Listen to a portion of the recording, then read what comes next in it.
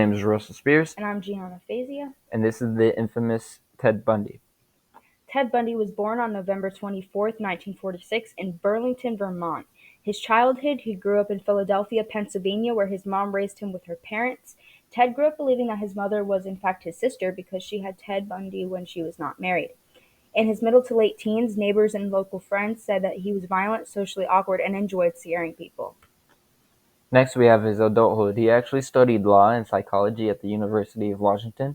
Some peers said he was charming, caring, and was willing to go out of his way to help others. His mother was Eleanor Bundy, his stepdad, Johnny Bundy, and Johnny Bundy actually had three other kids and adopted Bundy as one of his own. All the other siblings refused to come forward and speak publicly about their life was like with their brother, Ted Bundy. His grandparents were Sam Caldwell and Eleanor Caldwell. His aunt was Julia Caldwell. Contributing events, there was possibly psychological abuse from Sam Cowell and Johnny Bundy. However, this remains a mystery because for psychological abuse from um, Sam Cowell, he was only around 3 and under when he was around Sam, so he wouldn't remember any abuse that may have taken place. And with Johnny Bundy, many friends come forward and say later that he was abused in front of them, and the beatings on him were more severe than his siblings because he was not a biological child of Johnny Bundy. However, Ted Bundy confessed later on in prison that he, in fact, was not abused by Johnny Bundy. Overall synopsis: Ted Bundy was sexually assaulted, kidnapped, and murdered numerous women ages from 12 to 26 between the years 1974 and 1979 when he was actually detained. He was officially detained, however, in 1978 following the Florida State sorority house murders, but he was able to escape prison, and that's how he was able to continue on his killing spree. Next, we have the crime scenes. All crime scenes were well organized. They contained a lot of similarities, such as minimal evidence. The crimes were consistent with a person just walking away from their life voluntarily. All the people were dumped in mountainous regions where their bodies were not likely discoverable. Circumstances: the only circumstances leading up to his killing spree were the possible psychological abuse that he may have faced in his childhood, as well as rejection from peers and girlfriends that he may have asked on dates. Next, we have a timeline. Starting January 4th, 1974, he attacks a University of Washington student, Karen Sparks. February 1st, 1974, Bundy's first proven murder was Linda Ann Healy.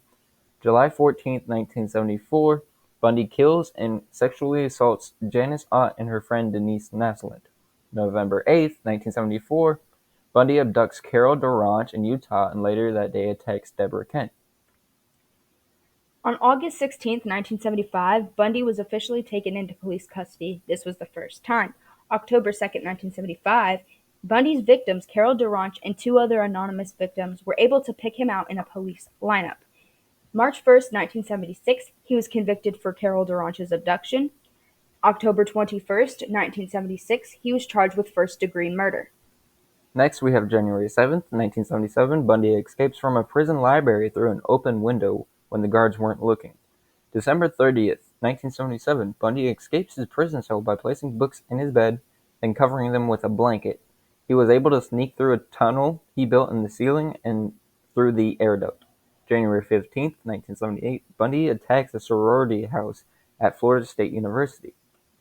February 9th, 1978, Bundy killed a 12-year-old girl who was found dead at the Suwannee State Park. February 15th, 1978, Bundy was apprehended in Pensacola, Florida as Chris Hagen driving a stolen vehicle.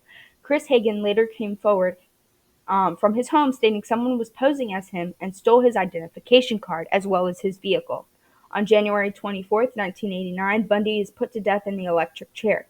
1 hour prior to his death, he confessed to around 40 to 50 murders.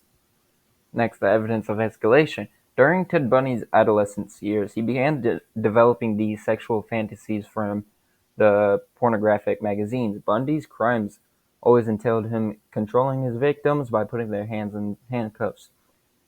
Ted Bundy, this was to take control of them as well as put fear in them. Ted Bundy also left evidence behind when he bit and mutilated with his teeth a member of his victims. Some similarities versus differences in the case. All of the cases appeared to be well organized, so much so that police had trouble finding any evidence. All the bodies were hidden in discreet locations, with the exception of the Florida State University killings. All of the cases seemed to be premeditated.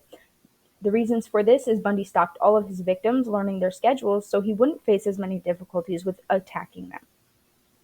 Next, we have the differences. Bundy's victims faced different deaths. Most were strangled, and others were suffocated. All Bundy's victims varied in ages from 12 to 26, most likely the 18 to 26 years old. Bundy's attacks were in different states. The first attack was University of Washington student on January 4th, 1974. This was Karen Sparks. Her age was 18. She suffered severe brain damage after many surgeries in attempts to keep her alive. The location of this was at Florida or University of Seattle, Washington. Next, we have the two victims in the same day. On July 14th, 1974, Ted Bundy attacked both Janice Ott, 23-year-old, and Denise Naslund. One was found Both were found dead later on, but this happened in King Country, Washington. Then we have two victims with one escape. On November 8th, 1974, Bundy lured into his vehicle Carol DeRanche, age 18. She was very confused as to who was approaching her, and she asked for identification because Ted Bundy claimed to be a police officer, and he wanted her to identify if anything had been missing from her car, as he said that somebody had robbed it and they were being held at the police station. She refused to get into his car and then asked for identification. He gave her a police badge, which she did not realize was fake because it looked so real. After showing his ID, he asked her to go identify the person at the station. She accepted, believing he was a police officer, still feeling sketched out about the whole thing, but she agreed to go with him. When she went with him, he had clearly put handcuffs on her, and then he accidentally handcuffed the same wrist, so she was able to escape and go run down the road to get a car to stop, and she asked them to take her to the police station. Then we have age 17, Deborah Kent, within the same day.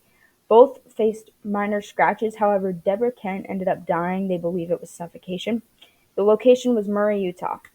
Next, we have the Bundy shows up in Colorado, October 21st, 1976. He killed Karen Campbell, and this was through a resort village.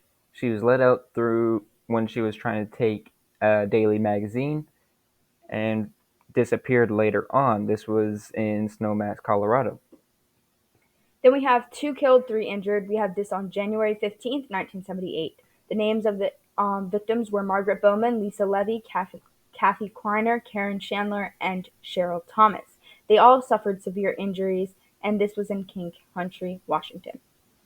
Next, we have the investigations.